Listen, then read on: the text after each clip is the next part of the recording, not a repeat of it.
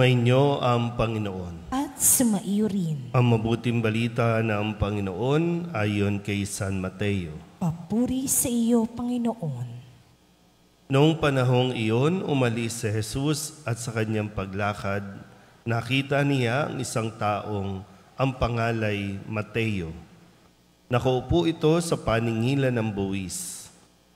Sinabi ni Jesus sa kanya, "Sumunod ka sa akin." Tumindig si Mateo at sumunod sa kanya. Nang si Jesus at ang kanyang mga alagad ay nasa bahay ni Mateo, dumating ang maraming publikano at mga makasalanan, at sila'y magkakasalong kumain. Nang makita ito ng mga Pariseo, tinanong nila ang kanyang mga alagad, "Bakit sumasalo sa mga publikano at sa mga makasalanan ang inyong guro?" Narinig ito ni Jesus at siya ang sumagot, "Ang mga may sakit ang nangangailangan ng manggagamot, hindi ang mga walang sakit. Humayo kayo at unawain ninyo ang kahulugan nito. Habag ang ibig ko at hindi hain.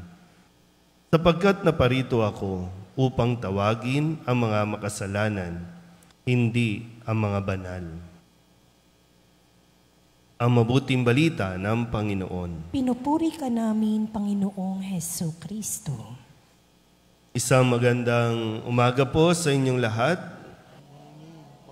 Ngayon po ay Biyernes, unang Biyernes ng buwan ng Hulyo para sa ika-13 linggo ng karaniwang panahon.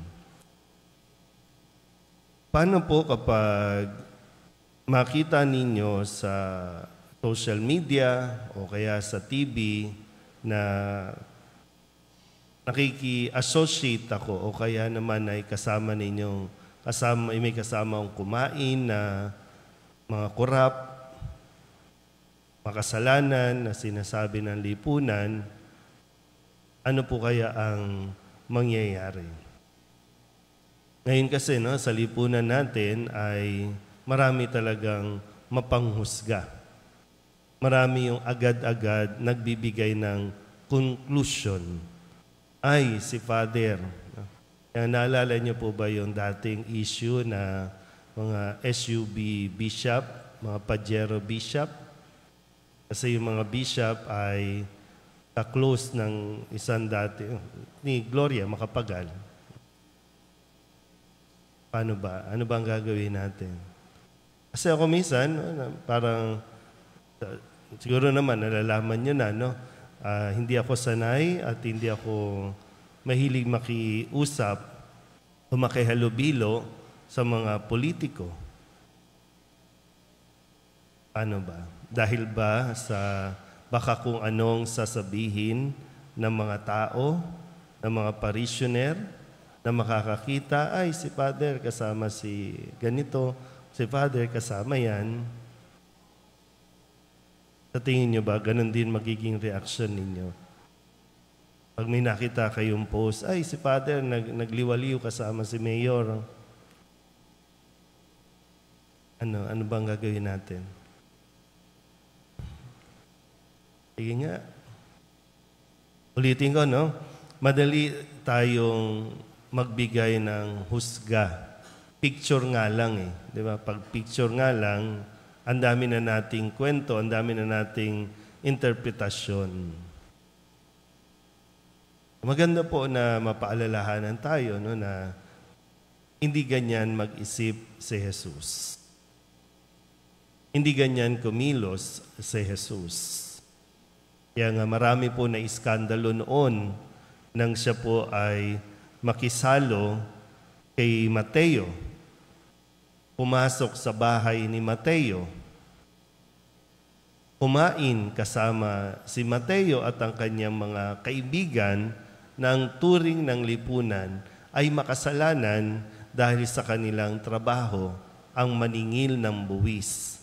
Kapag maniningil ng buwis, ibig sabihin sila po ay magnanakaw, sila po ay kurap, sila po ay nangungupit, sumisingil ng higit at lalong-lalo na sumisingil ng mga buwis para sa kanilang mga kaaway. Pero ito po ang nilapitan ni Jesus at sinabing sumunod sa Kanya. At sa pagsunod ay doon na nagkaroon ng pagbabago sa buhay ni Mateo. Ngayon, sa atin po, no? Kaya nga sabi ni Jesus, unawain ninyong mabuti ang kahulugan nito. Habag ang ibig ko, hindi ang inyong mga hain. Na magandang ipatungkol ito sa ating mga mismong nasa simbahan. Mga naglilingkod sa simbahan, madali kasi pag sinabing Katoliko, hindi naman automatic nagsisimba ang mga Katoliko. Pero mas magandang maibato natin ito sa ating mga sarili, mga miyembro ng ministries and organizations, mga nasa simbahan, taong simbahan, kung paano nga ba tayo mag-isip sa ating kapwa. Tayo ba ay mas nagiging mahabagin o nagiging mapanghusga? Kaya pag inunawa natin mabuti yung gusto ni Jesus na maging mahabagin tayo,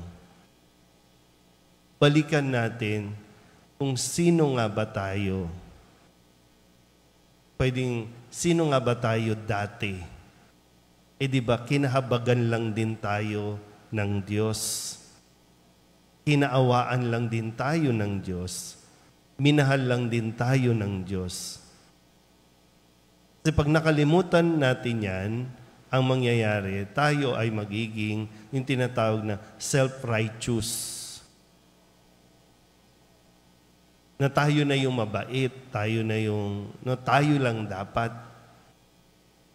Kapag makasalanan, wag kang lumapit dyan, wag kang pumunta dyan. Sa ginawa ni Jesus, di ba dapat tayo mas lalong lumapit? Kapag naalam natin, nakikiapid, di iwanan na natin sa ere. Ay, magnanakaw, di iwanan natin sa ere. Ang isa din kasing kailangan natin makita, kapag lumalapit tayo sa mga tinuturing na makasalanan, ang kailangan natin ay pusong mahabagin. Yung mapag-unawa. Nang sa ganon, sila ang mailalapit natin sa Diyos. Kasi kung wala tayong pusong mahabagin, tayo ang maiimpluwensyahan nila. Yung bang dapat mas mainam, maikayat natin sila sa panibagong buhay, hindi yung tayo ang madadali nila sa kanilang pamumuhay. Nga lang po, gaya ng nasabi ko, mas mabilis at mas madali kasi sa atin ang manghusga,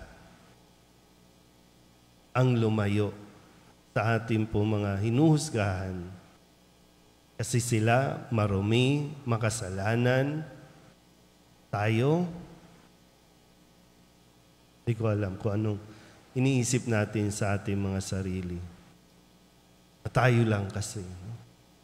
Ulitin ko po, kung sa paglalakbay natin sa simbahan na tinatawag at lagi natin naririnig synodality, pero naiintindihan ba natin? Walang synodality kung walang pusong mahabaging katulad ng kay Jesus. Amen?